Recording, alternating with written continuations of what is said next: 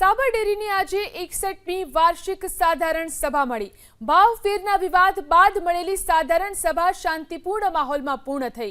સભામાં 3 મુખ્ય ઠરાવ પસાર કરવામાં આવ્યા, જેને પશુપાલકોના પ્રતિનિધિઓએ માન્ય રાખ્યા। અગાઉ સાબર ડેરીએ 960 રૂપિયા ભાવફેર જાહેર કર્યો હતો। પશુપાલકોના વિરોધ બાદ 995 રૂપિયા જાહેર કરાયો।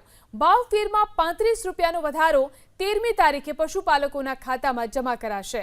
આવતા વર્ષથી પશુપાલકોને 30મી જૂન સુધીમાં વાર્ષિક ભાવફેરની રકમ ચૂકવી દેવાનો ઠરાવ કરવામાં આવ્યો।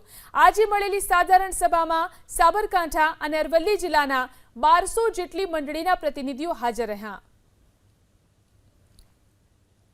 તથા એક પ્રમુખ સ્થાનેથી જે ચેરમેનશ્રીએ એક ઠરાવ કર્યો કે આવતી સાલથી 30/6 એના પહેલા જે ભાવ વધારો છે એ ચૂકવવામાં આવશે। વાર પહેલા અઠવાડિયામાં આ લોકો ચૂકી દે, વહીવટી બાબત છે એટલે 2-4 દિવસ આટલા બધા